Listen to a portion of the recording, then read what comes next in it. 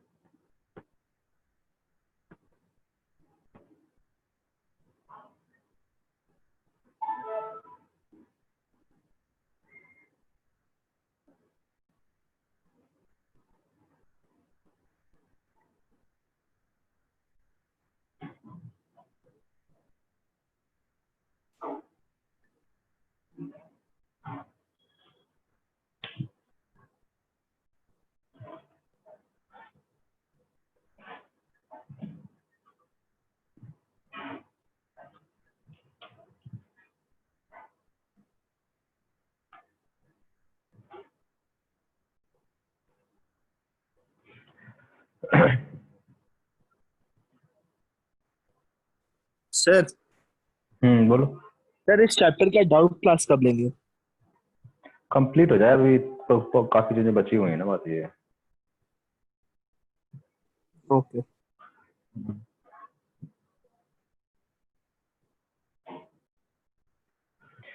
हम लोगों ने चार्जिंग ऑफ कैपेसिटर कर लिया था और उससे रिलेटेड चीजें कर ली थी।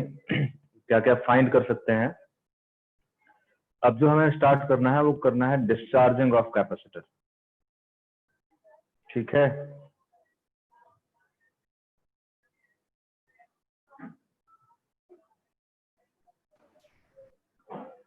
तो स्टार्ट करते हैं डिस्चार्जिंग ऑफ कैपेसिटर।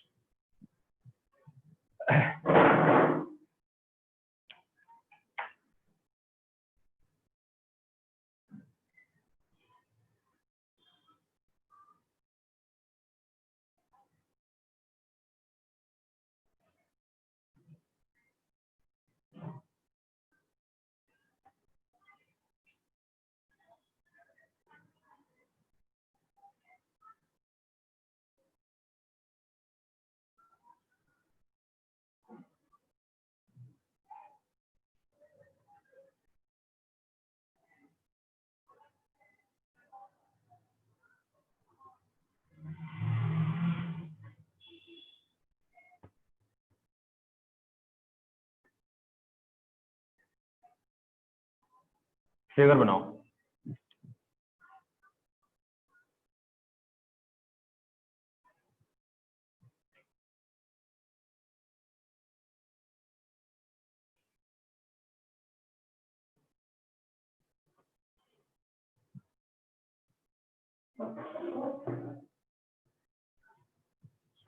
बन गया RC sir.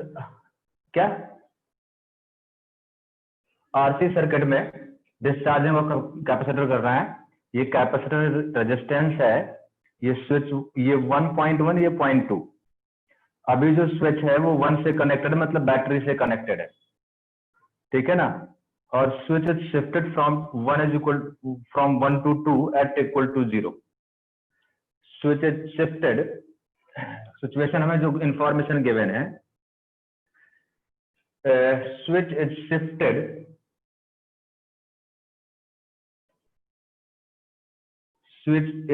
shifted from 1 to 2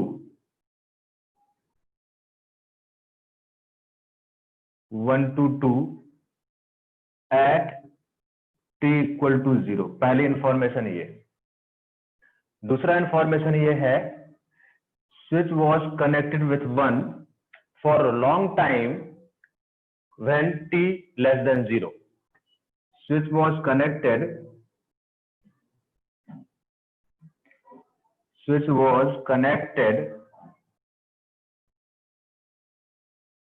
with 1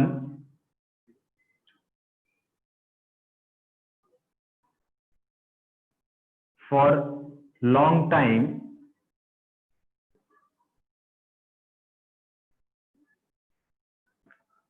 when t less than 0, मतलब शिफ्टिंग के पहले।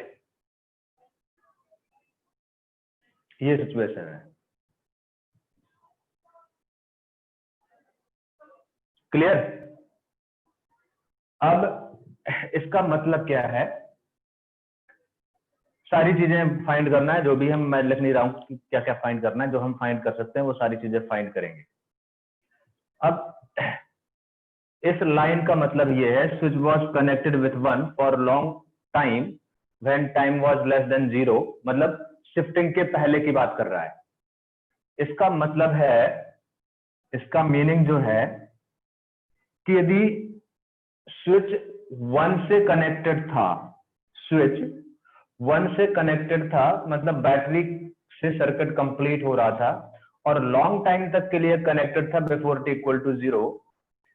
इसका मतलब यह है कि capacitor was fully charge at t equal to 0। It implies that capacitor was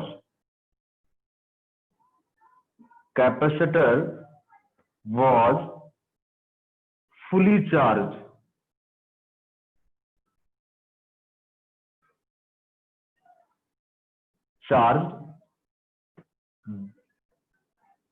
at t equal to 0। इसका मतलब ये है, मतलब शिफ्टिंग करते समय जब शिफ्ट कर रहे थे t इक्वल टू 0 पर, तो कैपेसिटर फुली चार्ज था, और इसका मतलब ये है कि जो चार्ज ऑन कैपेसिटर होगा, maximum charge on capacitor q is equal to plus CV, ये है total charge on capacitor, total charge on capacitor at t equal to 0। Yes और नो? ये बात समझ में आई? हेलो सर एक और Yes, बात। sir. Yes sir. सर ये हाँ। क्यू नॉट मैक्सिमम चार्ज होगा ना? Q नॉट मैक्सिमम चार्ज, ठीक है। तो एक ऐसे हम फाइंड कर सकते हैं कि ये चार्ज ऑन कैपेसिटर कितना था t इक्वल टू 0 पर, ऐसे फाइंड कर सकते हैं। या फिर वो शिफ्टिंग तुम कुछ नहीं बताएगा, कुछ दे देगा कि Q नॉट चार्ज है, ठीक है ना। यहाँ पर उसने बोल दिया कि t इक्वल टू 0 से पहले 1 से कनेक्टेड था, इसका मतलब Q नॉट का वैल्यू ये रहा होगा, बस ये इंफॉर्मेशन है।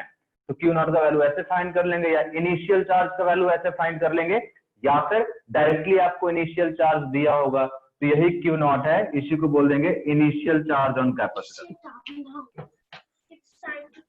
Initial charge on capacitor, initial charge on capacitor, तो ये इतनी इंफॉर्मेशन है। अब स्विच को हमने शिफ्ट किया एट t इक्वल टू 0, तो किसी जनरल टाइम t पर, जनरल टाइम t की सिचुएशन इमेजिन करते हैं। पहले इतना कॉपी कर लिया तो बताओ, इसको मैं मिटा दूं क्योंकि आगे जरूरत पड़ेगी काफी ज्यादा बनाने की हमें। सर एक मिनट। हाँ, कॉपी कर लो इसको पहले, ये इनिशियल इंफॉर्मेशन और उससे रिगार्डिंग ये कंक्लूजन।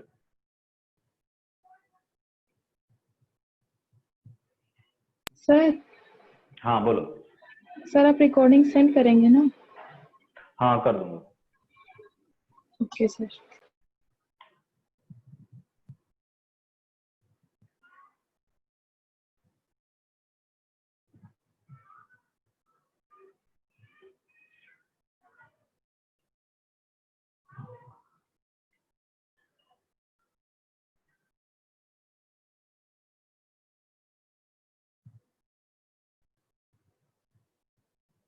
मिटा दो। Yes sir. ठीक, अब मैं किसी जनरल टाइम टी पर इसी सिचुएशन को ड्रॉ करता हूं। अब इसको याद रखना कि क्या क्या इंफॉर्मेशन हमारे पास थी।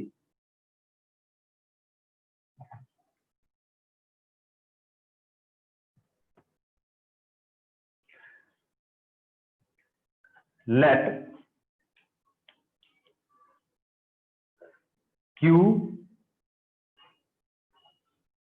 is the charge on capacitor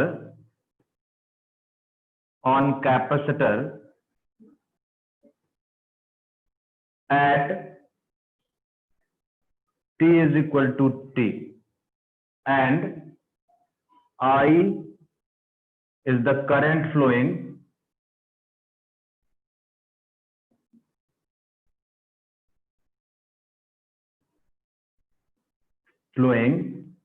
through resistance.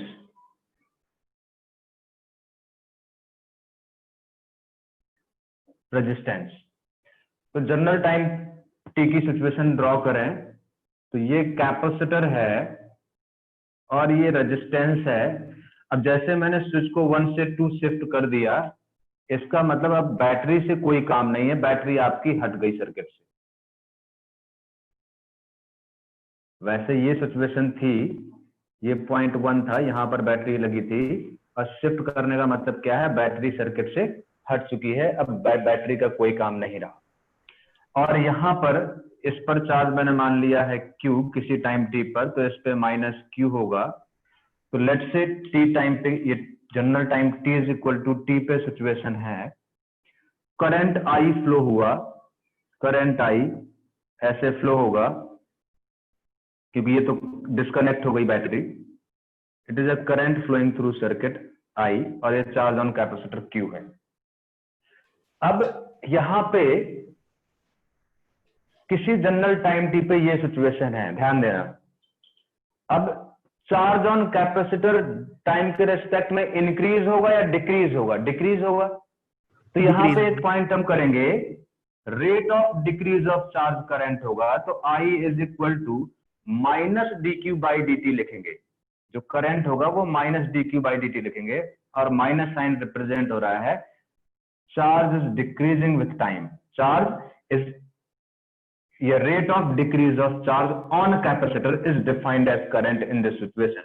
यदि हम चार्ज कैपेसिटर के चार्ज के रिस्पेक्ट में करंट को डिफाइन करेंगे, तो rate of decrease of charge, rate of decrease of charge on capacitor, इस तरीके से करंट को डिफाइन करेंगे। करंट को एक तरीके से और डिफाइन कर सकते हैं कि Q चार्ज ऑन कैपेसिटर है इन टाइम t पे, इनिशियल चार्ज Q नॉट था, तो t टाइम तक कितना चार्ज फ्लो आउट हो चुका है कैपेसिटर से। तो Q नॉट टोटल चार्ज था और Q कैपेसिटर में बचा है, तो इतना charge flow out from the capacitor in time t. It is a total charge. It is a total charge. ध्यान देना, सब बहुत छोटी छोटी चीजें हैं। It is a total charge flow out from capacitor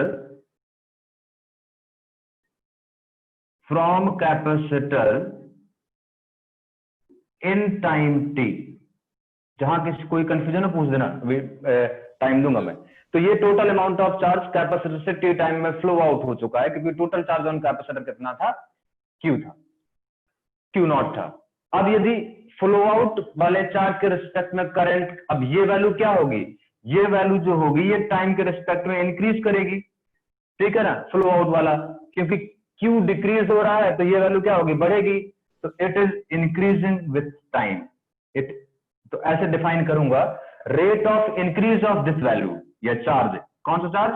Q not minus Q, rate of increase of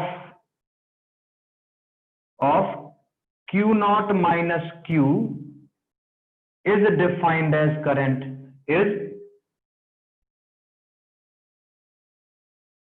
defined as current।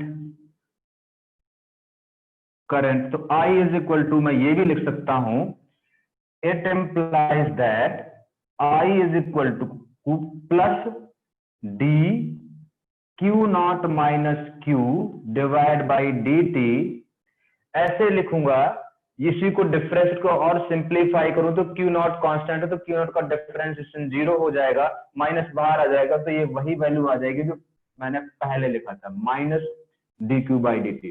तो current को हम कितना चार्ज बचा है कैपेसिटर उसके रिस्पेक्ट में भी डिफाइन कर सकते हैं, और कितना charge flow out from the capacitor हो चुका है उसके रिस्पेक्ट में भी डिफाइन कर सकते हैं। यस और नो? ये बात समझ में आई? गुड। तो यदि ये बहुत इंपॉर्टेंट चीजें हैं कि क्या पूछ रहा है, वो किसके रिस्पेक्ट में पूछ रहा है। जो charge on capacitor as a function of time पूछ रहा है, मतलब Q की बात कर रहा है, और या फिर charge flow out from the capacitor as a function of time की बात कर रहा है, तो Q नॉट माइनस Q की बात कर रहा है। तो ये सारी चीजें बिल्कुल क्लियर होनी चाहिए कि हम कैसे वेरिएबल मान रहे हैं, उसी हिसाब से चीजों को हम डिफाइन करेंगे। यदि जल्दी से फटाफट कॉपी कर लो, मैं मिटा रहा हूं, फिर अब मैथमेटिकल कैलकुलेशन वाला पार्ट आने वाला है। यहाँ इलेक्ट्रिक करंट को मैंने दो तरीके से डिफाइन कर दिया है। सर, हाँ बोलो। सर जब स्विच 1 से कनेक्टेड होगा तो कैपेसिटर चार्ज हो रहा होगा? डिस्चार्ज हो रहा भाई। अच्छा 1 से कनेक्ट, हाँ, तो तब तक वो 1 से कनेक्ट होगा तो चार्ज हो चुका होगा, वेरी लॉन्ग टाइम तक के लिए कनेक्टेड था ना 1 से।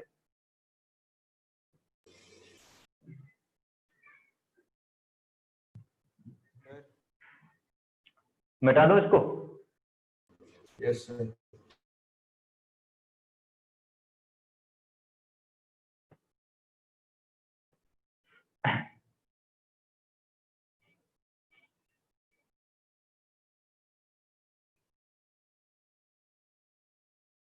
ठीक, मिटा रहा हूं मैं।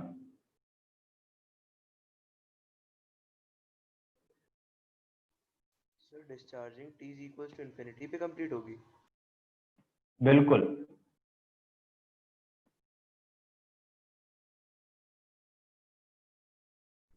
अब जरा देखो, सारी चीजें मैंने यहाँ पर बेसिक टर्मिनोलॉजी समझा दी है।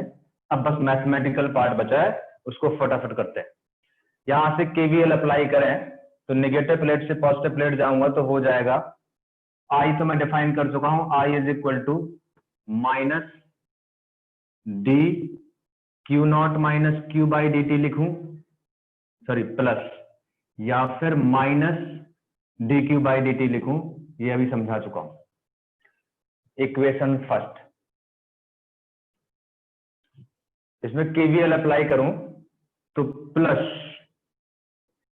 Q by c minus I R equal to 0, तो यहां से plus Q by c is equal to I R, इसी को और सिंप्लीफाई करके लिखूं तो प्लस Q बाई सी और I को लिख सकता हूं minus d q by d t into R, कहां से, फ्रॉम इक्वेशन फर्स्ट से। इसको और सिंप्लीफाई रीअरेंज करें तो इसको रीअरेंज करके लिखूं तो ये हो जाएगा d q by q is equal to minus 1 by R C into d t. Check करते जाना और इंटीग्रेट करूं, जब टाइम 0 था तो charge on capacitor Q naught था, वो Q नॉट का वैल्यू हम लिख चुके हैं। ठीक है, यदि Q नॉट ही कोई कुछ वैल्यू दिया हो तो फिर वही मान लेंगे, Q नॉट वही हो जाएगा।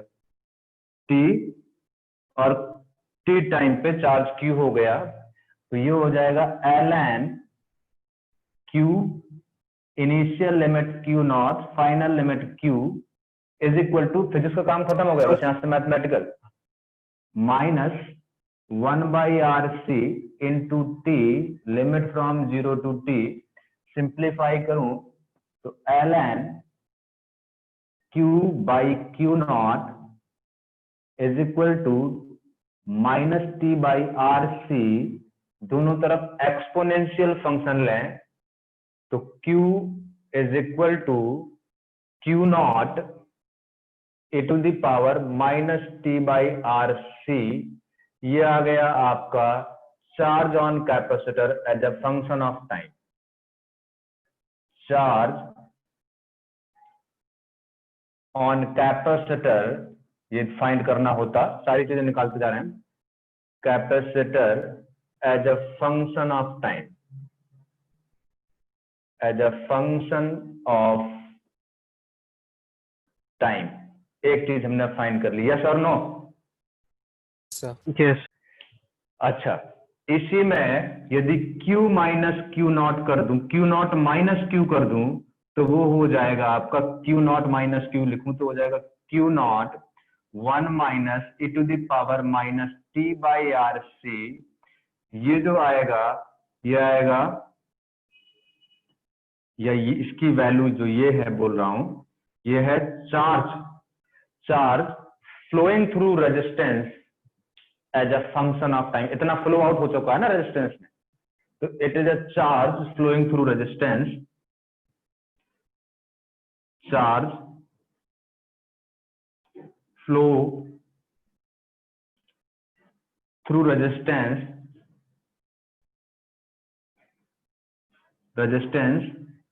एज अ, या in time t as a function of time, in time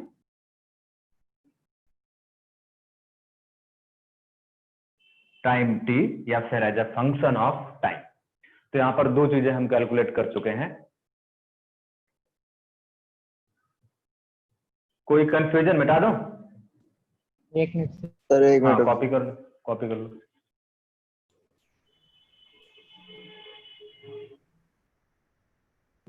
sir ये वाला जो अभी टेस्ट होगा तो उसमें SHM भी आएगा? आएगा। बेसिक चीज तो कराई चुका ना सर।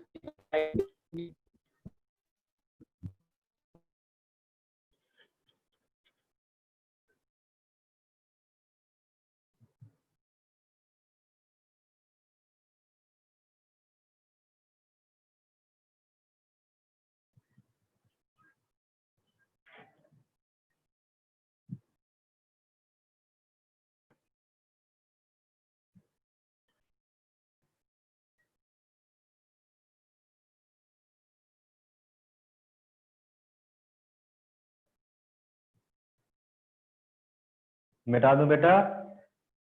Yes sir. ठीक।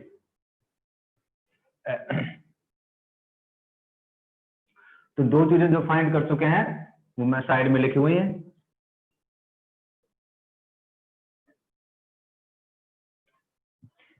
पहला ये हम फाइंड कर सकते थे, नेमिंग कर देता हूं नंबरिंग। सेकेंड ये पूछ सकता था तो वो भी फाइंड कर लिया।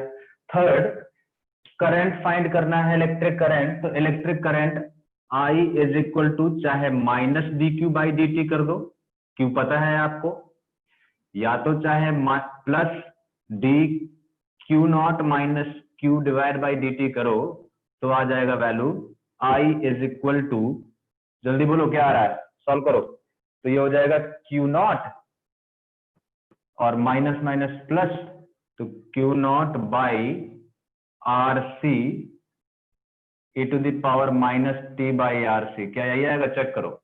तो करंट आ गया third part, I is equal to Q naught by R C e to the power minus t by R C. ये है current through resistance as a function of time.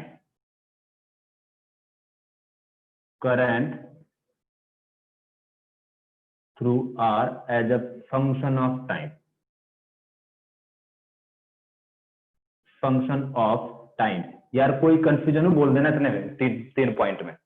Clear?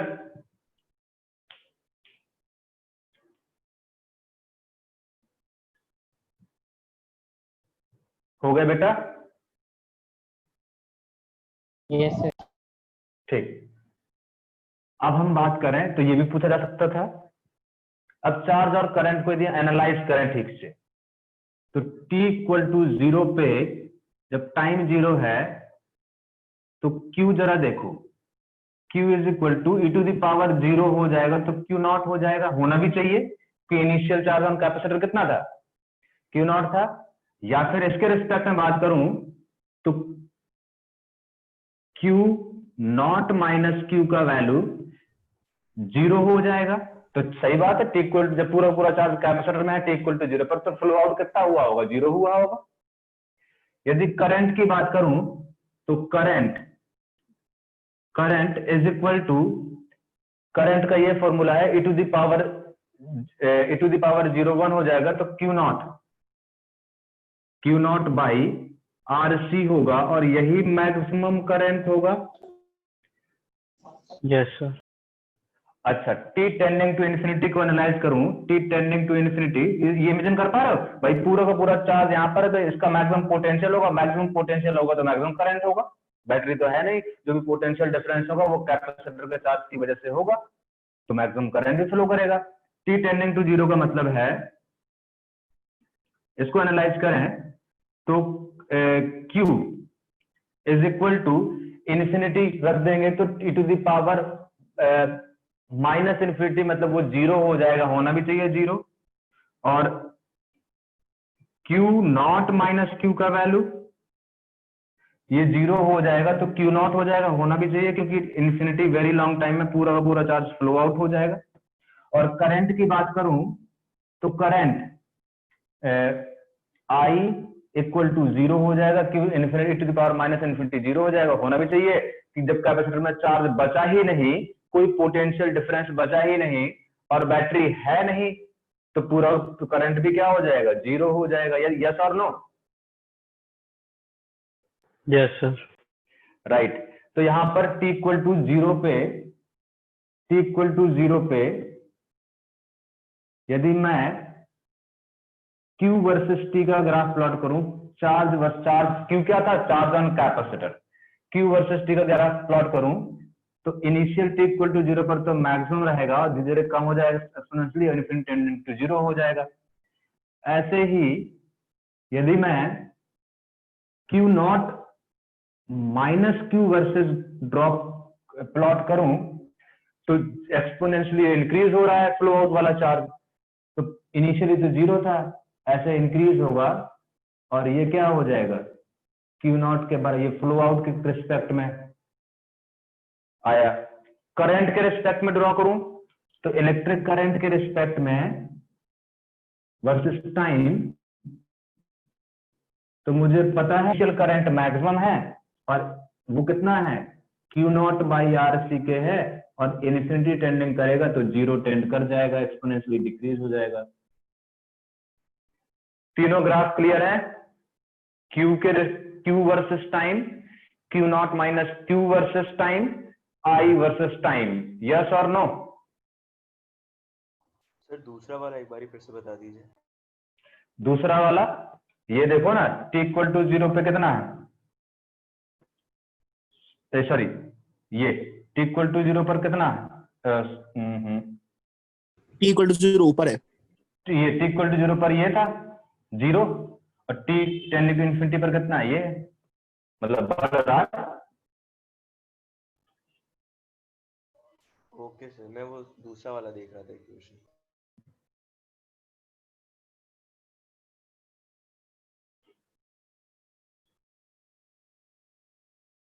तो graph भी पूछे जा सकते हैं, तो मैंने ग्राफ को Q not minus Q versus time, current versus time, ये सारा कुछ यहाँ पे समझा दिया है। जल्दी हो गया तो मिटा दूं, बताओ। यस ठीक, सर ग्राफ शो दी। कॉपी करो जल्दी से। सर ये जो करंट फ्लो आउट हो रहा है वो सर रेजिस्टेंस सारा यूज कर रहा है, मतलब चार्ज फ्लो हो रहा है, फ्लो हो रहा है, वो रेजिस्टेंस के क्रॉस हीट के फॉर्म में लॉस हो जाएगा, भी देखते हैं सारा।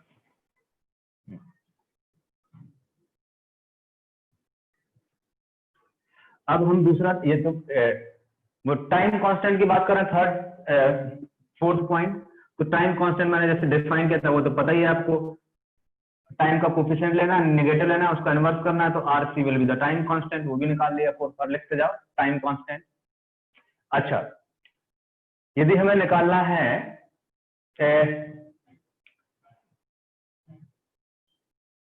Heat generated across resistance as a function of time, तो करंट पता ही है रेजिस्टेंस के क्रॉस, तो HR is equal to I square R, I current उसी रेजिस्टेंस के क्रॉस है, आई निकाल चुका हूं, R पता है, इंटू T, ये हीट जनरेटेड अक्रॉस रेजिस्टेंस, सबका नेमिंग में पहले लिखवा चुका हूं, बार बार नहीं लिखवा रहा, तो वैल्यू पता है, पुट कर दोगे तो ये heat generated as a function of time मिल जाएगा, यस और नो?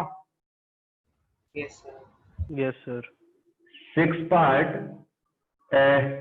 हीट जनरेटेड आ गया, energy stored in the capacitor as a function of time, तो 1/2 Q as a function of Q, capacitor on charge है तो Q पता ही है मुझे as a function of time, divide by C, तो ये है charge on energy stored in the capacitor as a function of time मिल जाएगा, यस और नो? Q तो पता है ना, Q ही तो चार्ज ऑन कैपेसिटर है। यस। कोई कंफ्यूजन हो तो बोल देना। अच्छा, 7th पार्ट की बात करूं तो सर 7th एक बार पार्ट, फिर रिपीट करें, से पावर कट हो गया था। ये हीट थ्रू रेजिस्टेंस, ये energy stored in the capacitor as a function of time, ये पता ही है आई का वैल्यू, Q का वैल्यू। ओके, अब हम बात करें कि यहां से जितना कैपेसिटर का ऐसे समझो कि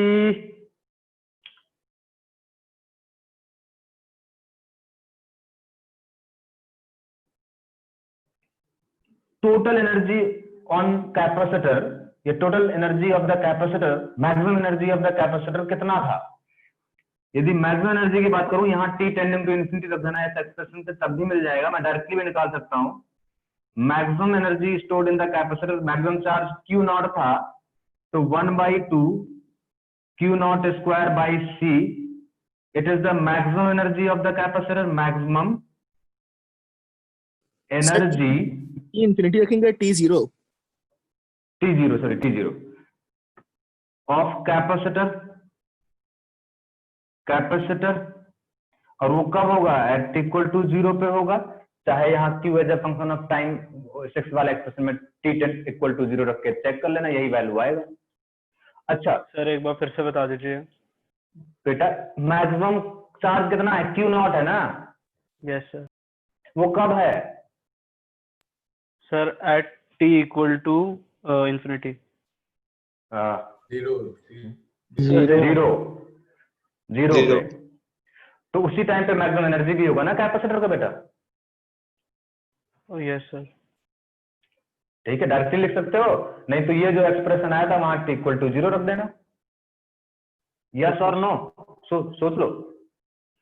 अच्छा, अब इतना टोटल हीट था।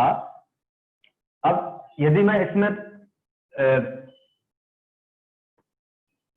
आप समझना ठीक से, इतना टोटल एनर्जी था, किसी टाइम t तक इतना लॉस हो चुका है, तो इतना बचा है।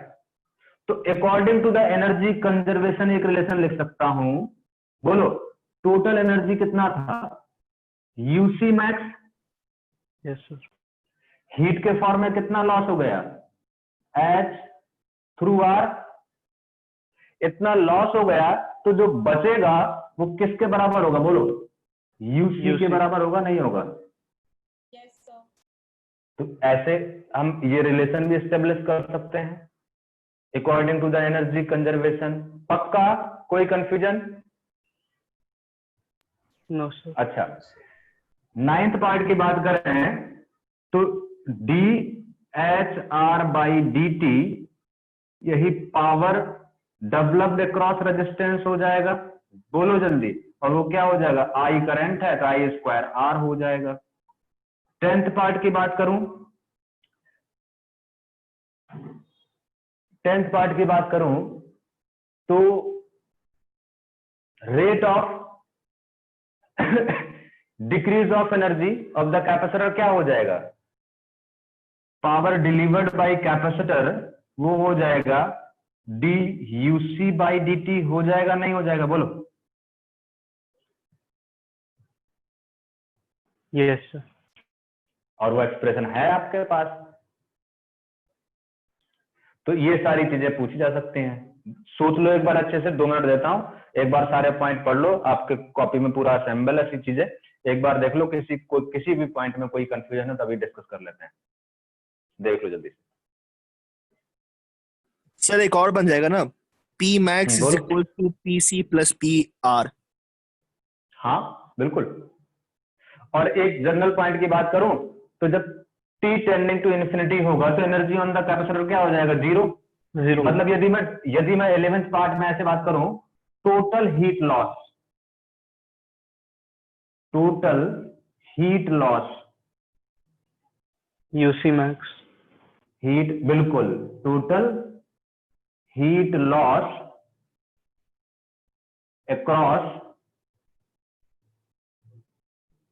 अक्रॉस रेजिस्टेंस, तो वो क्या होगा? बोलो, यूसी मैक्स ही होगा भाई। जितनी एनर्जी थी कैपेसिटर के पास वो पूरी क्या हो जाएगी? लॉस हो जाएगी।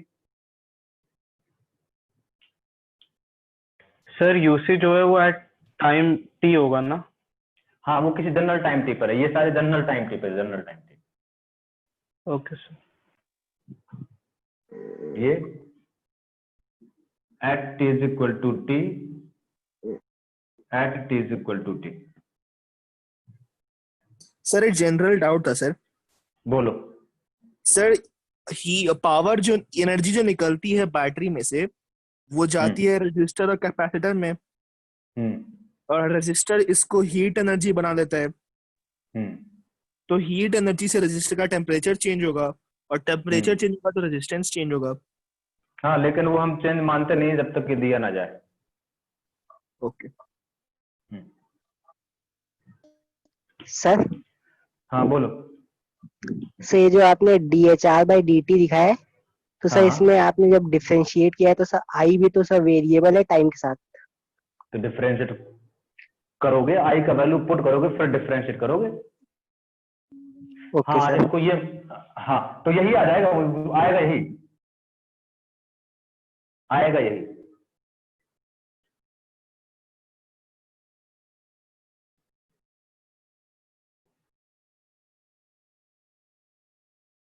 सॉल्व करोगे ना तो आएगा यही।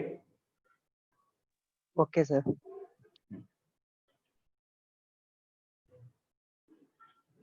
मिटा दो।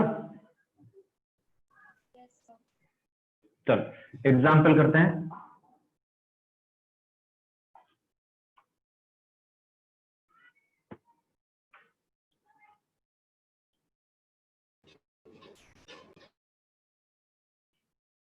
अब ये रिजल्ट याद रखना, कुछ स्टैंडर्ड, ये दोनों चार्जिंग डिस्चार्जिंग स्टैंडर्ड केस है, तो स्टैंडर्ड केस के रिजल्ट तो एटलीस्ट याद रखना, बाकी तो सॉल्व करना ही है।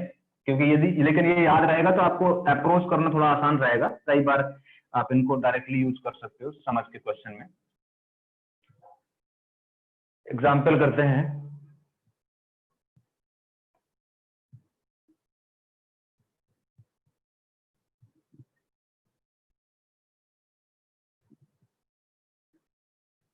और इसमें रैंडम प्रॉब्लम किसी भी बेकार बुक से मत करना, क्योंकि कई बार ऐसे कॉम्प्लिकेटेड इक्वेशन बन जाते हैं कि हमें सॉल्व करना बहुत मुश्किल होता है।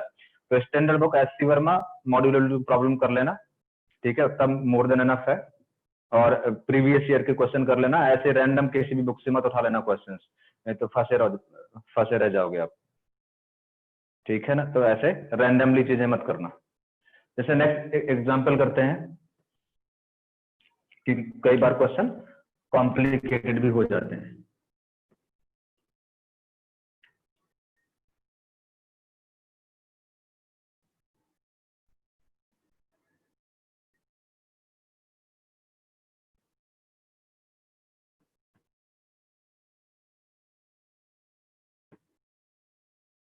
कि आपने होशियारी के चक्कर में कोई भी सर्किट बना दिया और फिर ऐसा नहीं कि वो सॉल्व नहीं हो सकता, मैथमेटिकली आपके लिए बड़ा प्रॉब्लम क्रिएट करेगा फिर वो। R1 R2 C और स्विच लगा देते हैं, ये स्विच।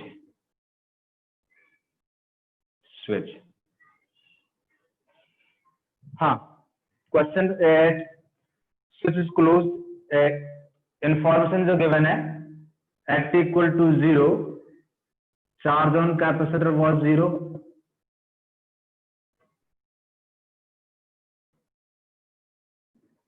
कैपेसिटर में चार्ज 0 था, at equal to 0 switch is closed,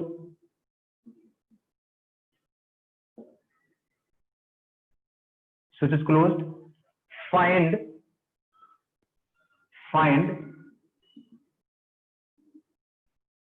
first part है the charge on capacitor as a function of time, charge on capacitor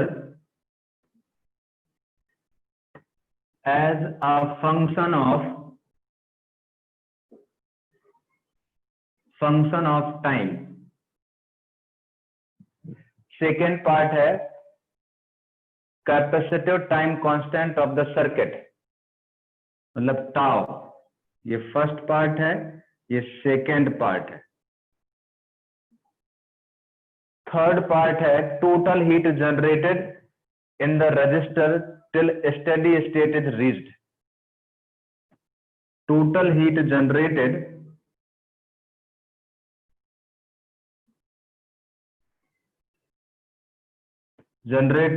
till steady state reached। बेटा एक बार ट्राई करो देखते हैं। सर एक चीज बता दीजिए, R1 R2 को पैरेलल में मान सकते हैं? बिल्कुल नहीं, इस केस में कैसे मान सकते हो? ओके। ना पैरेलल मान सकते हो ना सीरीज मान सकते हो इस केस।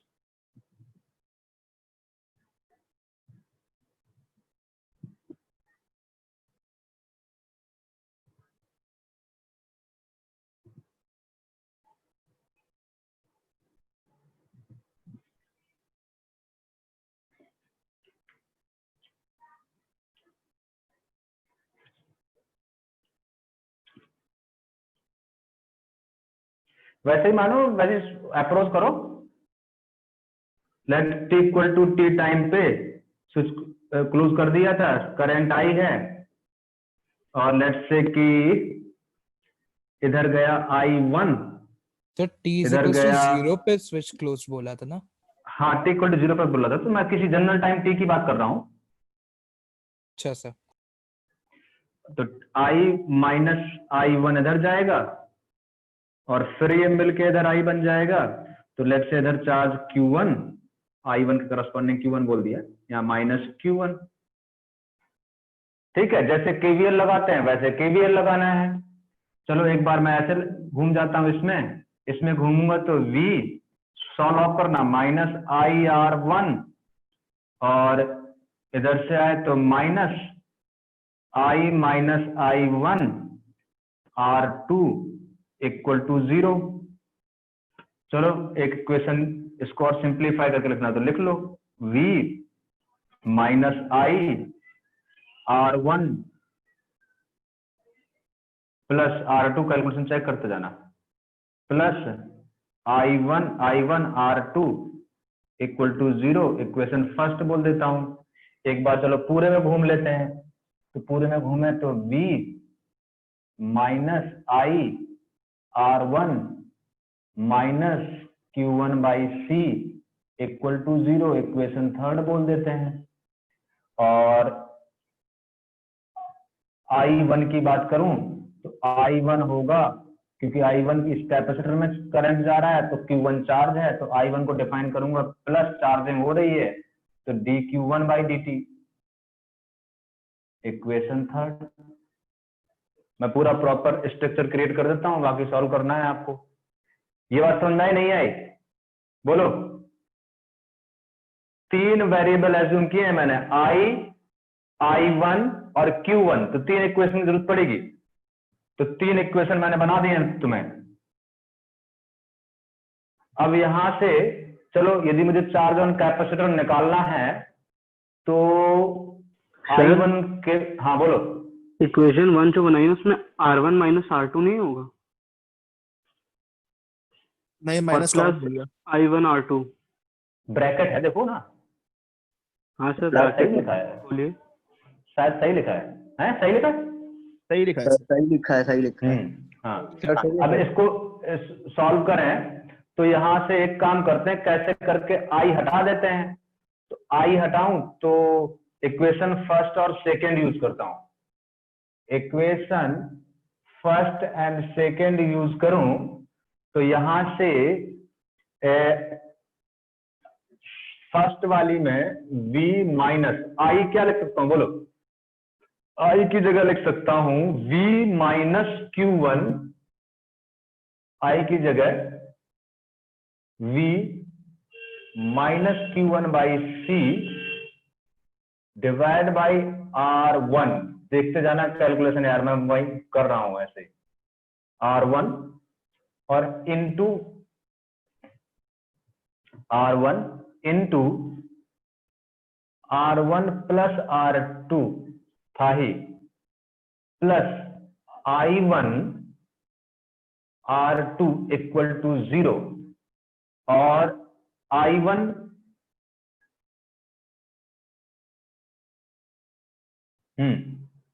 सही लिखा है।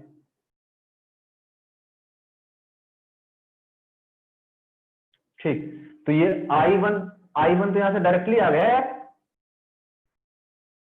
नहीं, I1 और Q1 दो चीजें है ना, तो I1 को लिख सकता हूं मैं प्लस dQ1 बाई dt। तो पूरी डिफरेंशियल इक्वेशन बन जाएगी Q1 में। यस और नो? ये मैं मिटा रहा हूं, यहां पर जगह कम है।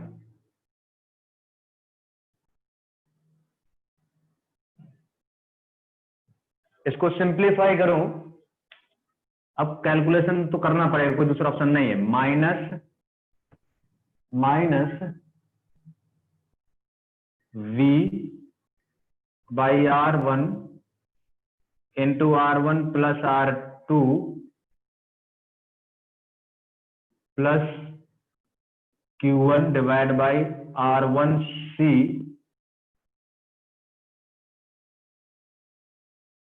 R1 प्लस R2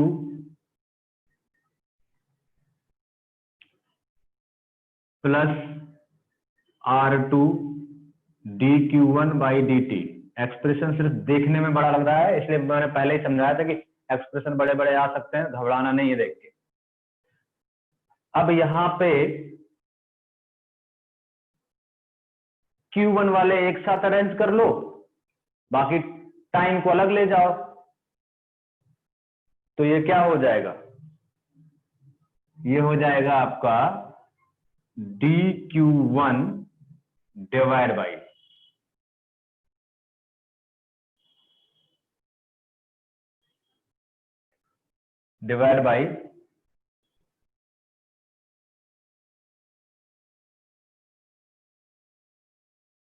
V, इसको और सिंप्लीफाई करो ना, इसको क्या आ रहा है, इसको सिंप्लीफाई करके बाद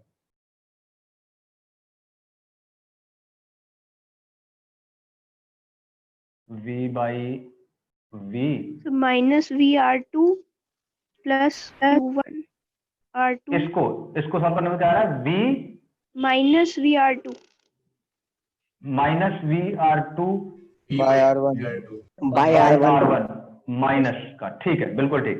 और फिर हो गया, बिल्कुल आसान सा हो गया, ये Q1 और इधर हो जाएगा, ये इसको देखो तो ये हो जाएगा 1 by C plus R2 by R1 C।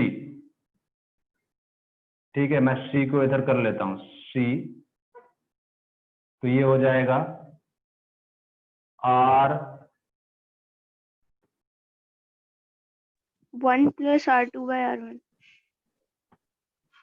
Calculation देख लेना बस, कुछ नहीं, कैलकुलेशन ध्यान देना, कुछ मिस्टेक ना कर जाऊं मैं।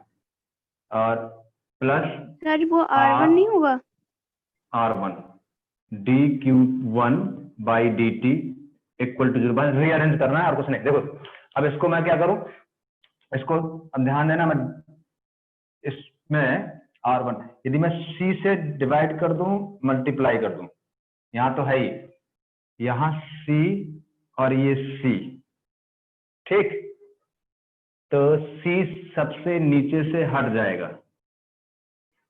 जरा चेक करना क्या ये ठीक लिखा है मैंने। Yes sir. Yes sir. ठीक, तो यहां से dQ1 बाई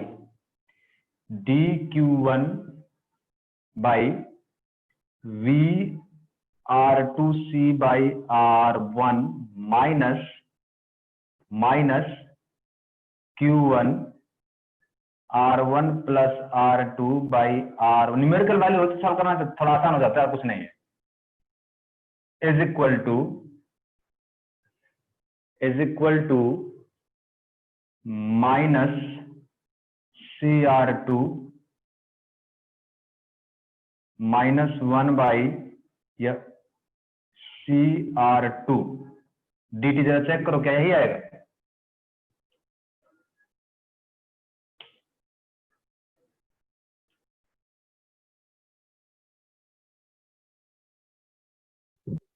यस सर। क्या मैं ये R2 ये R1 हटा के इधर ले जा सकता हूं क्या?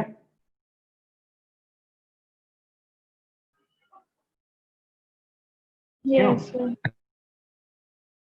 ऐसा लिख सकता हूं क्या? चेक करो।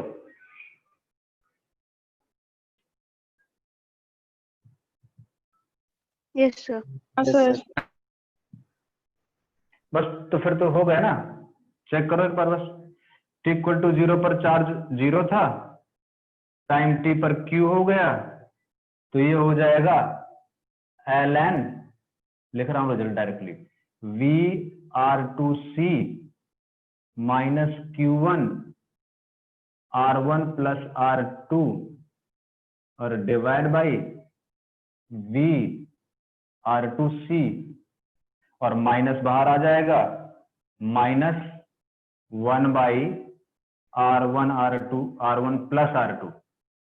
कई लोग तो सन्नाटे में हैं कि ये हो क्या रहा है।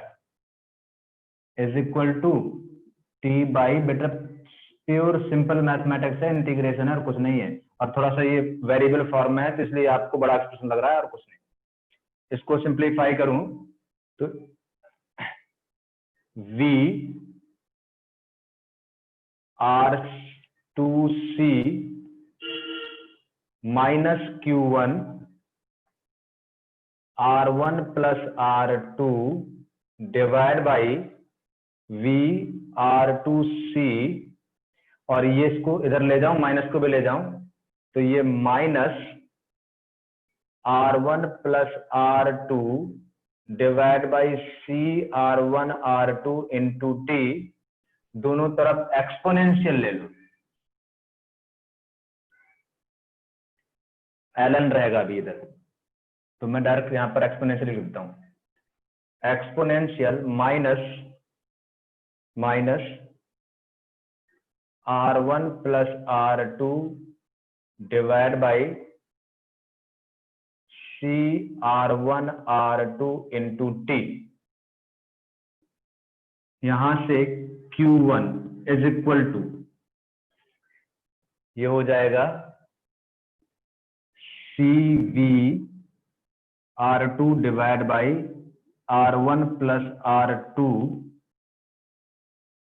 1 minus e to the power minus R1 plus R2 divide by C R1 R2 into T।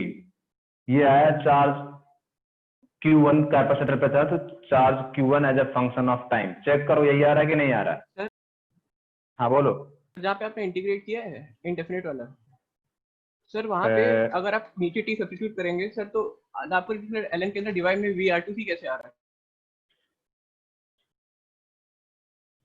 किसमें? ln के अंदर डिवाइड कैसे आ रहा है? ये यस सर, ये टर्म जीरो हो जाएगा ना, final limit minus initial limit. आपने डेफिनेट कर दिया, ठीक। हाँ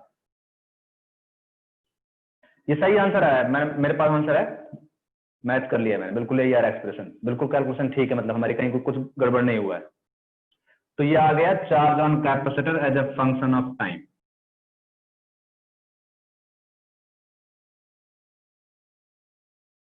दूसरा पार्ट क्या था बताओ? टाइम कांस्टेंट ना सर्किट का।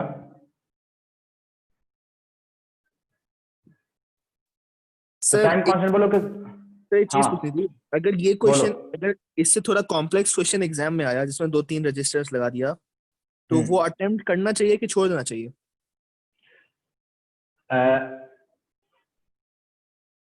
बाद में ट्राई कर सकते हो, ठीक है ना। हाँ सर बहुत लंबा मेथड है। अभी एक आध शॉर्ट ट्रैक है, लेकिन शॉर्ट ट्रैक पे अभी मैं जाना नहीं चाह रहा, ठीक है ना। वो क्योंकि शॉर्ट ट्रैक हर जगह इम्प्लीमेंट नहीं होती, कुछ जगह इम्प्लीमेंट कर सकते हैं, तो जब बाद में बताऊंगा, पहले बेसिक चीजें कर लो, बेसिक से पहले आना चाहिए। और शॉर्ट ट्रैक हर जगह वो वाली अप्लीकेबल नहीं होती, वो एक आध क्वेश्चन के लिए इम्प्लीमेंट कर सकते हो, वैसा आ जाएगा तो आपके लिए ठीक रहेगा, ठीक है ना। और ऐसा नहीं कि हमेशा वो सॉल्व करवाए, इसमें बहुत सारी चीजें पूछ सकता है, वो भी उस टाइप के क्वेश्चन भी करेंगे, ऐसा नहीं कि सिर्फ सॉल्व ही करवाने में वो फोकस करेगा, बहुत सारे तरीके से क्वेश्चन पूछे जाते हैं। ये क्लियर है? Time constant? Yes sir. Yes sir. अच्छा, अब वो बोला था कि टोटल हीट लॉस, क्या बोला था लास्ट पार्ट क्या है? Heat generated till steady state. Total heat generated in the resistor till steady state reached. अब समझना, till steady state reached का मतलब क्या है? till steady state reached का मतलब है कि कैपेसिटर फुली चार्ज हो जाए, है कि नहीं? मतलब उसके बाद चार्ज एक्सेप्ट नहीं करेगा, और चार्ज फुली चार्ज कब तक हो जाएगा? जब t टेंडिंग टू इंफिनिटी हो जाए, है कि नहीं? Yes sir. तो पहले तो इस स्टेडी स्टेट का मीनिंग लिख लो, लिखो, अब जगह यहां कम है, आप लिखो। Steady state means when capacitor was fully charged.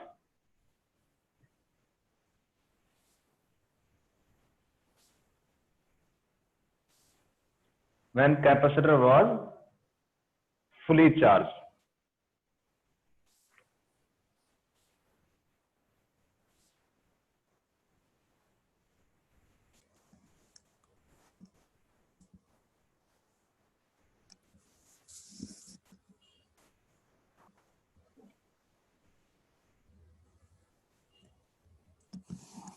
ठीक है, अब ध्यान देना।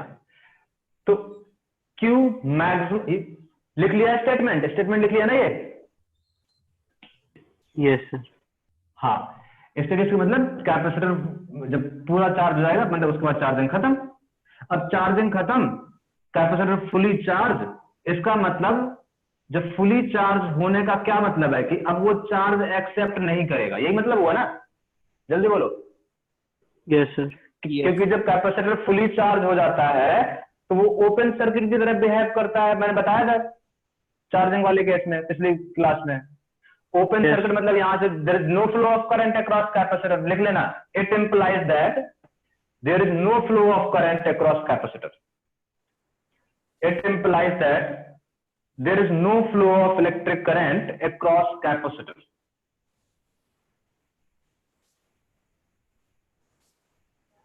ठीक, अब नो फ्लो ऑफ, तो इसका मतलब जो चार्ज Q1 होगा वो मैक्सिमम हो जाएगा स्टेडी स्टेट में, फुली चार्ज हो गया।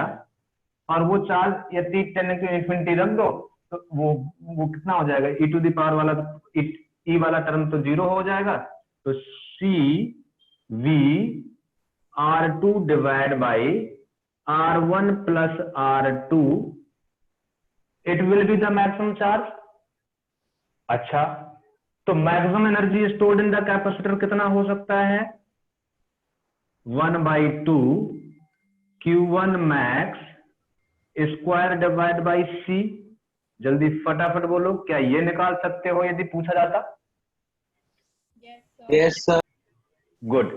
अब मैक्सिमम एनर्जी स्टोर्ड, और अब तक स्टेडी स्टेट तक टोटल चार्ज कितना फ्लो हो चुका है? Q1 मैक्स के बराबर।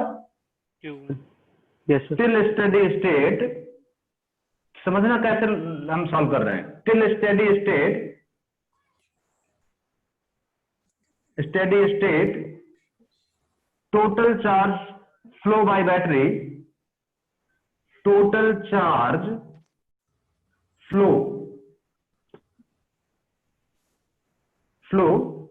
Bye battery is Q1 max. कोई कंफ्यूजन नहीं होना चाहिए। इतना चार्ज फ्लो आउट हो चुका है बैटरी से, मतलब बैटरी ने कितना काम किया होगा। तो total work done by battery till steady state, तो work done by battery, work done by battery कब तक? Till steady state.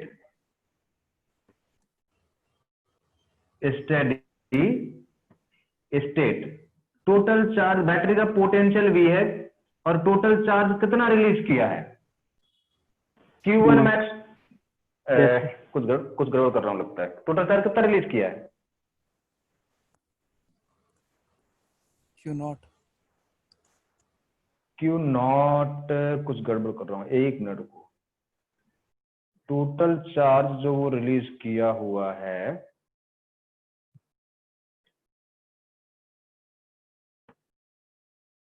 वो तो Q1 मैक्स है।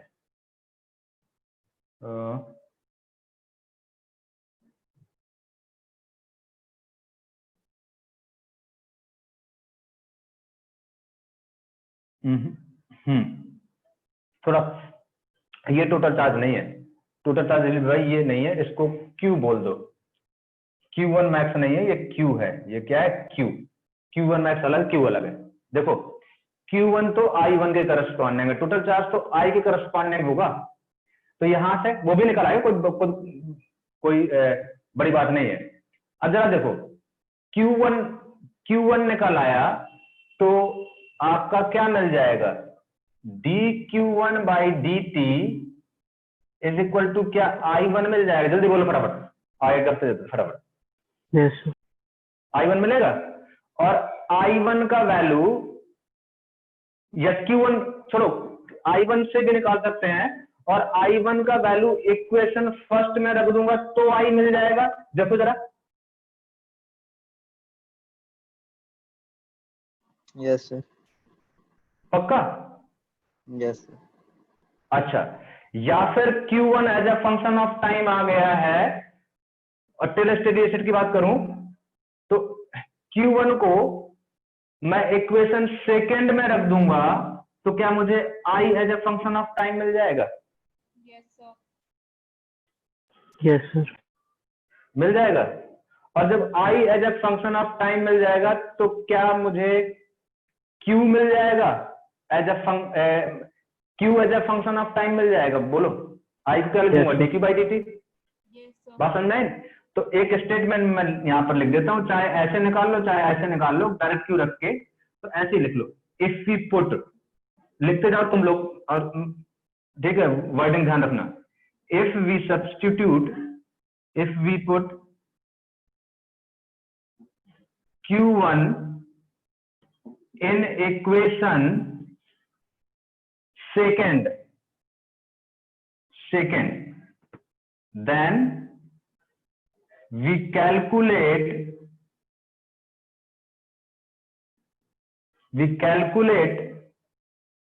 I as a function of time, I as a function of time, और I को लिख सकता हूं dq by dt। यहां से हम कैलकुलेट कर सकते हैं Q as a function of time, Q as a function of time, yes और नो? सर और इस एक्सप्रेशन में जब Q as a function of time आ जाएगा तो t टेंडिंग टू इन्फिनिटी कर दोगे तो मुझे Q मैक्सिमम मिल जाएगा। कितना मैक्सिमम चार्ज रिलीज करेगा बैटरी?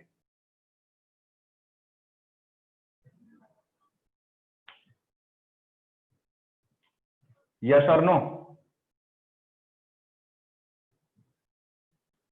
यस और नो? तो ये जो आएगा ये Q मैक्स मिल जाएगा। मैं स्ट्रक्चर क्रिएट कर देता हूं, न्यूमेरिकल वैल्यू होंगी तो न्यूमेरिकल वाला सॉल्व करेंगे तो सॉल्व करना जल्दी होगा थोड़ा सा, अभी बड़ा एक्सप्रेशन बनेगा अभी। तो Q मैक्स मिल जाएगा, तो जो वर्क डन बाई बैटरी आएगा वो V इंटू Q मैक्स आ जाएगा। तो it is a total work done by battery till steady state. बोलो जल्दी बोलो, आया समझ में? Sir It is a total work done by battery till steady state। अच्छा, तो till steady state इतना तो बैटरी ने वर्क किया और इतना यूसी मैक्स कैपेसिटर की एनर्जी के फॉर्म में स्टोर हो गया। तो according to energy conservation heat generated across resistance, बोलो कितना हो जाएगा?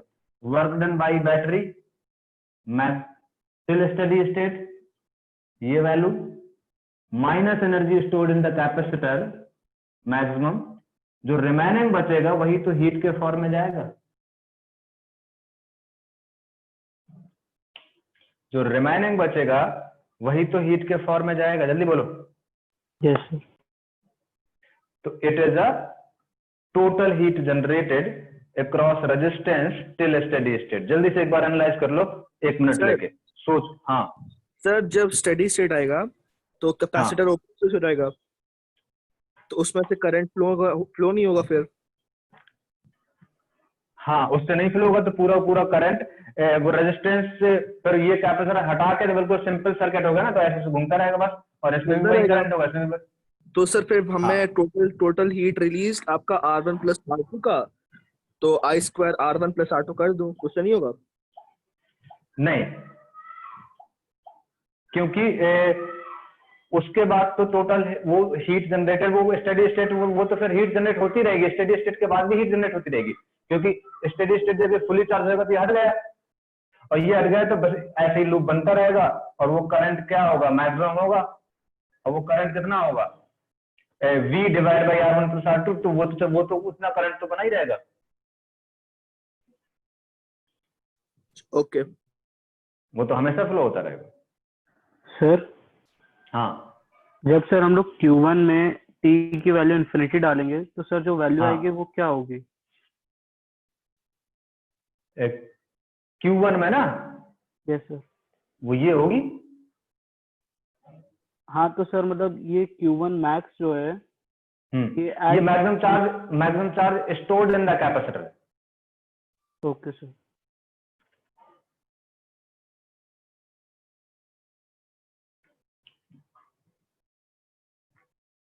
और सर जो आपने आखिरी में Q मैक्स अज्यूम किया है वो बैटरी से कितना चार्ज? हाँ टिल स्टेडी स्टेट तक बैटरी ने कितना रिलीज किया है। Okay sir.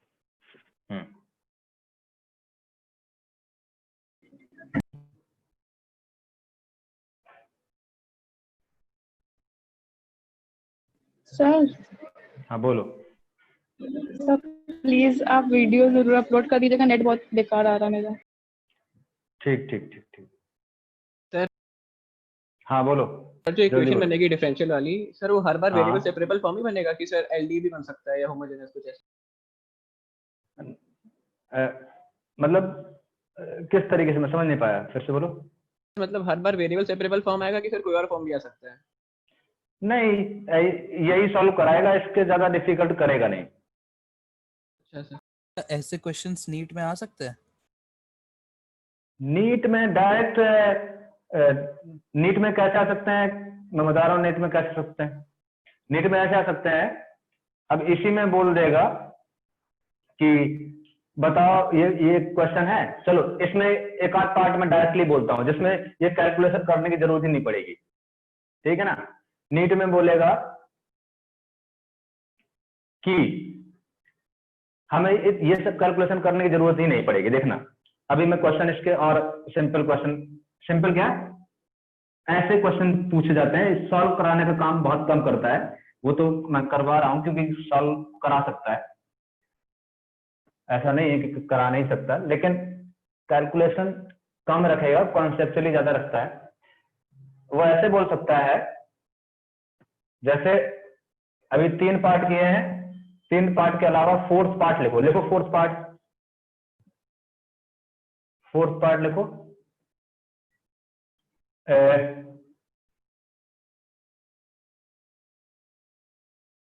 Current flowing through R1 and R2 at equal to 0, लिखो current flowing through R1 and R2 at equal to 0, fourth part है। Current flowing through R1 and current flowing through R2 at equal to 0। Fifth part पूछ सकता है current flowing through R1 and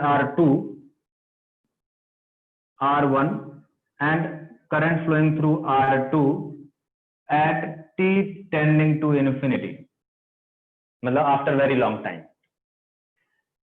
six part पूछ सकता है charge on capacitor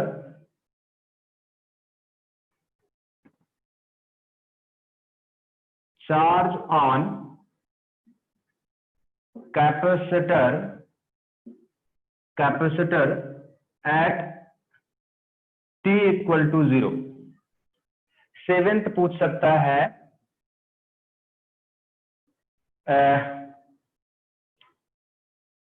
charge on capacitor t tending to infinity।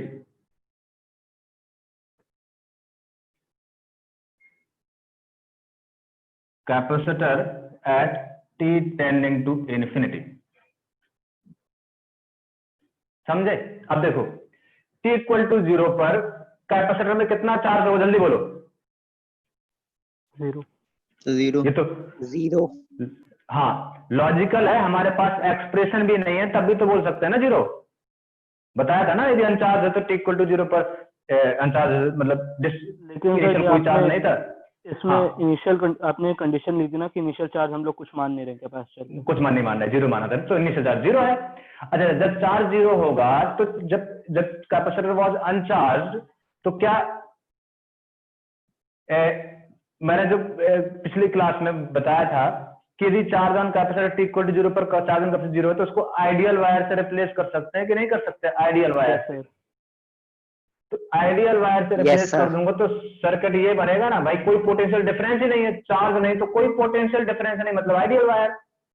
तो ये R1 है, तो ये लॉजिकली ऐसे सोचो, ये R2 क्वेश्चन ऐसे ऐसे पूछेगा वो आपको। तो it will be the situation at t equal to 0, जल्दी बोलो फटाफट। अब यदि ये सिचुएशन है तो ये आइडियल वायर से कनेक्ट हो गया R2, तो R2 तो शॉर्ट सर्किट हो गया ना बेटा। Yes sir. तो R2 शॉर्ट सर्किट हो गया, तो R2 से करंट बोलो कितना होगा, जल्दी बोलो। 0। R2 के दोनों पॉइंट सेम पोटेंशियल पे आ गए ना, इसका मतलब पूरा करंट ऐसे जाके ऐसे निकल जाएगा। बोलो तो वो तो बोलो R1 से करंट कितना रहेगा, जल्दी बोलो। V बाई R1 रहेगा नहीं रहेगा? तो पहला फोर्थ क्वेश्चन हो गया। अच्छा, जब पूछ रहा है कि इन्फिनिटी की बात करें तो इन्फिनिटी पे कैपेसिटर क्या हो जाएगा, फुली चार्ज हो जाएगा, जल्दी बोलो। यस सर, ओपन हो जाएगा। और हाँ ओपन हो जाएगा, तो इन्फिनिटी पे ओपन हो जाएगा, जब फुली चार्ज होगा तो ओपन हो गया। चलो R1, ये R2 और ये V और ये ओपन हो गया। चलो ओपन हो गया तो मतलब उसका कुछ कनेक्शन है ही नहीं है, मतलब पूरा करंट ऐसे जाएगा, तो current through R1 is equal to R2, वही पूरा निकल जाएगा, इज इक्वल टू बोलो V by R1 plus R2। जल्दी बोलो, क्या ये आंसर हो जाएगा फिफ्थ पार्ट का? Yes sir. और charge on capacitor at t equal to 0, तो पता ही है मुझे Q C इक्वल टू क्या रहेगा, 0 रहेगा। Yes sir. अच्छा, charge on capacitor t tending to infinity की बात करूं तो फिर वही फिगर जरा बनाते हैं। इन्फिनिटी पे क्या सिचुएशन है, R1 ये R2 और ये ओपन सर्किट की तरह बिहेव कर रहा है, मतलब फुली चार्ज हो गया। तो ओपन सर्किट का मतलब क्या है, जितना पोटेंशियल इस पॉइंट का होगा, ए पॉइंट का होगा, तो ये पॉइंट भी ए होगा, और ये पॉइंट बी होगा तो ये पॉइंट भी बी होगा, यस और नो? जल्दी बोलो। और इसमें t टेंडिंग टू इन्फिनिटी पे जो करंट फ्लो हो रहा है वो ऐसे फ्लो हो रहा है, और वो करंट का वैल्यू क्या है, V by R1 plus R2 है। जल्दी बोलो फटाफट। और करंट A से B की तरफ आ रहा है, मतलब ये हायर पोटेंशियल है, ये लोअर पोटेंशियल है, मतलब कैपेसिटर के क्रॉस पोटेंशियल डिफरेंस कितना है, तो चार्ज ऑन कैपेसिटर हो जाएगा Q is equal to C और potential difference between two ends, और वो कितना होगा, IR के बराबर, और I कितना है, V divide by R1 plus R2 into I, R और R2 है। ये समझ में आया नहीं आया, बोलो जल्दी बोलो। Yes sir. R2 से करंट जा रहा है वो पता है, R2 से करंट कितना जा रहा है वो पता है, R2 का करंट इंटू R2 का रेजिस्टेंस, वो पोटेंशियल डिफरेंस होगा, वही पोटेंशियल डिफरेंस इसके बराबर होगा, तो Q इज इक्वल टू क्या होता है, CV। और जरा चेक कर लो, मैक्सिमम चार्ज ऑन कैपेसिटर जो हमने as a function of time निकाला था, उसमें t टेंडिंग टू इन्फिनिटी रखोगे तो यही एक्सप्रेशन आएगा, देख लो। Yes sir. तो ऐसे जनरली पूछता है वो जेईई मेन में। सर ये वही Q1 वाली इक्वेशन से आया है ना? बिल्कुल बिल्कुल बिल्कुल आ जाएगा, नहीं आ जाएगा, देखो वहां पर इन्फिनिटी रख के देखो। Yes sir. कोई कंफ्यूजन है यार?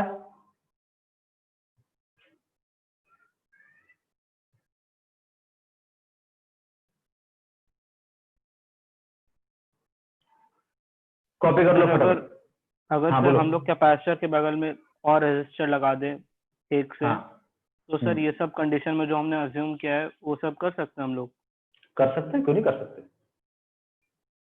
ओके यदि यहाँ पर कोई रेजिस्टेंस लगा हुई है तो ये t इक्वल टू 0 पर तो wire ideal. Ideal, t tending to infinity पर फुली चार्ज तो ओपन कर सकते हो, बिल्कुल लॉजिक वैसे ही लगाओ। Okay sir.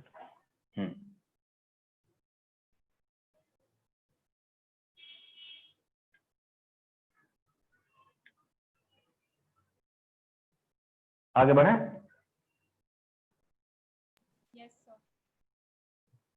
ठीक है, एक दो एग्जाम्पल और देखते हैं चार्जिंग एंड डिस्चार्जिंग में।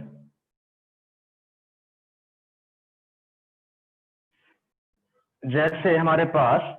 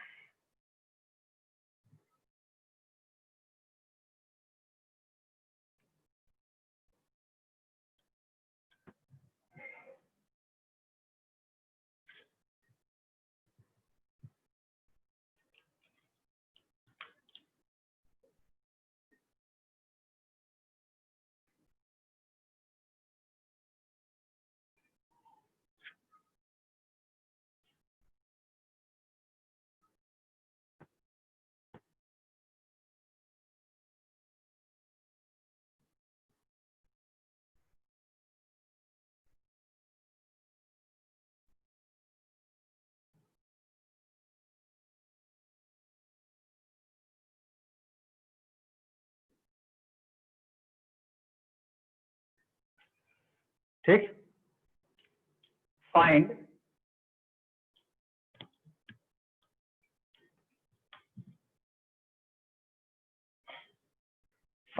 Total charge release by battery as a function of time. Let's say इधर क्यू आई गया और चार्ज क्यू, यहां गया I1 मतलब प्लस Q1 माइनस Q1, यहां I माइनस I1 एज्यूम कर लेते हैं, तो इधर फिर I हो जाएगा। तो पहला पार्ट है Q as a function of time, I as a function of time. Find करो जल्दी से।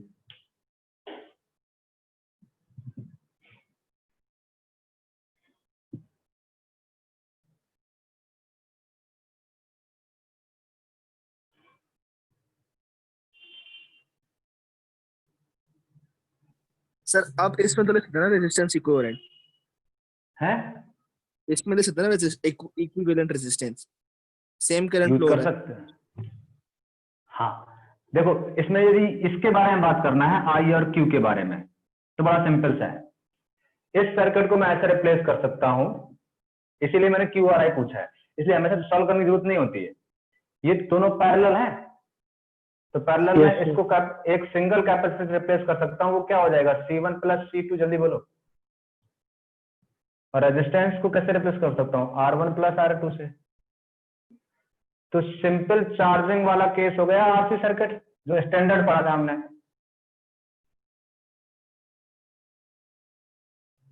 और स्टैंडर्ड में Q इज इक्वल टू आया था CV 1 minus to the power minus T by RC। तो इसको डायरेक्टली लिख सकता हूं मैं, Q is equal to C की जगह C1 plus C2 into V, और e to the power minus T by RC, R की जगह R1 प्लस R2 और C की जगह C1 plus C2। It will be the total charge. Yes और no? उस स्टैंडर्ड एक्सप्रेशन को use किया है हमने, पक्का यार? Yes sir. और करंट हमारे पास आया था स्टैंडर्ड वाले का V by R e to the power minus, वो Q नॉट था, यहाँ पर CV की जहां लिखा है वहां Q नॉट था, और Q नॉट का वैल्यू CV था। आप Q नॉट से कंफ्यूज मत होना, Q नॉट का वैल्यू क्या था, CV था, जो स्टैंडर्ड डेविएशन की सर। अच्छा चार्जिंग केस में तो यही था, ठीक है सर, चार्जिंग में तो कोई दिक्कत वाली बात ही नहीं। ठीक, T बाई आर सी, तो I is equal to V और R की जगह R1 प्लस R2 से रिप्लेस कर दूंगा, वही इक्विवेलेंट है, e to the power minus T by R1 plus R2 into C1 plus C2।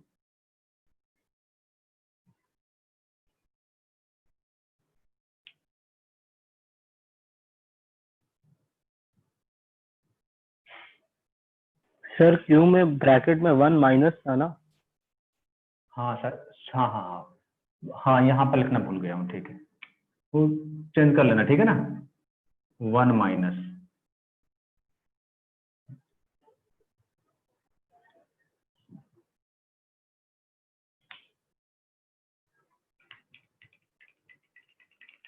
Sir मतलब जहाँ पे हम लोग करंट मतलब सर्किट को सॉल्व कर सकते हैं वहाँ पे सॉल्व कर लेना। हाँ अगर सॉल्व नहीं कर पाते सर तो क्या लेते, dq1 और dq2 लेते sir, rate of flow of charge. हाँ बिल्कुल, फिर तो वैसे यदि पूछता कि कैपेसिटर 1 में as a function of time बताओ, तो फिर हमें इसका अलग निकालना पड़ा, इसका अलग निकालना पड़ता, फिर हमें इक्वेशन बनानी पड़ती। लेकिन नेट पूछा है, हाँ बोलो सर। तो फिर dq1 और dq2 एक ही क्वेश्चन में आ जाते डिफरेंशियल वैल्यू। हाँ, तो उसको एलिमिनेट करना पड़ता, उसको इक्वेशन बराबर कर देते ना। करते हाँ, पोटेंशियल बराबर करते, मतलब वो सॉल्व करना पड़ता, मेरे कहने का मतलब ये है। और सर फिर आर इक्विवेलेंट निकाल के उसको सॉल्व कर लेते। हाँ, आर के लिए तो कोई दिक्कत नहीं थी, आर तो सेम है दोनों में, तो वो तो आर इक्विवेलेंट ही लिख लेते। सर ऐसे भी तो कर सकते हैं, Q is equals to Q1 plus Q2 होगा हमेशा इस केस में। हाँ ठीक है, तो dq by dt is equals to dq1 by dt plus dq2 by dt। हाँ, वैल्यू पुट करो, एक इक्वेशन यहाँ से मिल गई। अब I is equals to I1 by I2, एक इक्वेशन यहाँ से मिल जाएगी। I1 is equal to I is equals to I1 by I2, I1 C1 से फ्लो हो रहा है और I2 C2 से flow. I is equal to I1 plus I2। हाँ, I1 प्लस I2। हाँ हाँ हाँ हाँ बिल्कुल, तो इक्वेशन बनानी पड़ेंगी, सॉल्व कर लो, कोई दिक्कत नहीं। ठीक है, एक काम करते हैं, आज आपका होमवर्क जो है वो HC वर्मा से RC सर्किट के कुछ क्वेश्चन सॉल्व करना। नेक्स्ट टाइम मैं और स्टैंडर्ड क्वेश्चन सॉल्व कराऊंगा, नेक्स्ट टाइम सॉल्विंग में ही ध्यान देंगे, ठीक है ना। इसके बाद फिर आपका इलेक्ट्रिकल इंस्ट्रूमेंट बचेंगे, वो करेंगे। तो नेक्स्ट टाइम के लिए आज पहले ये पढ़ना और स्टैंडर्ड रिजल्ट याद रखना, क्योंकि इसमें चीजें ज्यादा हैं, बड़े बड़े क्वेश्चन आ रहे हैं। ठीक है, HC वर्मा नहीं है तो HC वर्मा नहीं है यार, किसी ने शेयर तो करी थी बल्कि किसी बंदे ने, या किसी फ्रेंड से मंगा ले, शेयर की थी। हाँ ठीक है ना, ग्रुप में से प्लीज ग्रुप पे कोई डालते, शेयर कर देना यार जिसके पास है, ठीक है ना। ठीक है, ये अपने फ्रेंड से फोटो खींच के मंगवा लेना, ठीक है ना। तो नोट्स पढ़ो और ये प्रैक्टिस करो, नेक्स्ट टाइम हम इसी पे प्रैक्टिस करेंगे, अच्छे अच्छे क्वेश्चन सारे। ठीक, आगे नहीं आगे क्वेश्चन भेजा था, क्या था यार, इसमें होगा क्या था, याद दिलाना। हाँ, लास्ट सर में वो पुली वाला नहीं सर, कैपेसिटर के ऊपर एक क्वेश्चन था। हाँ, कहा था बोलो बोलो बोलो बोलो बोलो, क्या था बताओ। Sir, the energy density with a parallel plate capacitor is given as 2.1 into 10 to the power minus 9. Value of electric field 2 into 10 to the power minus 9. minus 9, energy density 1 by 2 epsilon naught E square। yes or no? Yes sir. Sir ये formula लगाया पर उससे answer गलत आ रहा है इन लोगों ने। मैं बता रहा हूँ, E निकाल लोगे। Yes sir. E आ गया, और E यदि इस पे Q चार्ज है तो प्लस Q माइनस Q, तो इलेक्ट्रिक फील्ड जो होती है वो Q by A epsilon not होती है, यदि ये कैपेसिटर है। तो इस इलेक्ट्रिक फील्ड को Q by A epsilon not लिखो।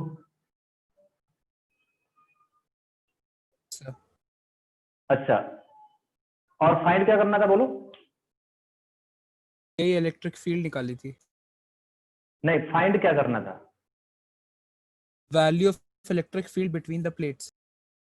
ई निकालना था। Yes sir. तो ई तो आ गया, ये डायरेक्टली आ गया यहाँ से। इससे गलत आ रहा है। इससे गलत आ रहा है।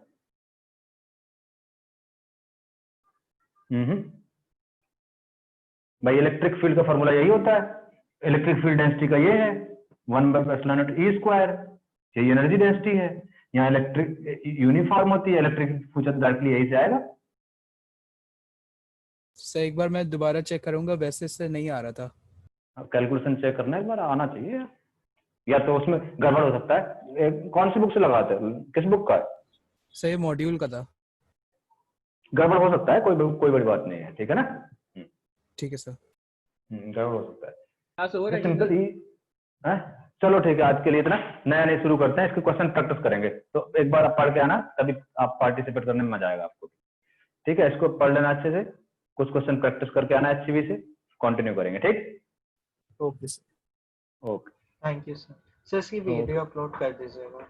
हाँ ठीक है, वीडियो सेंड इसकी भी कर करना दीजिए। है, इसकी भी करना है, प्रीवियस की भी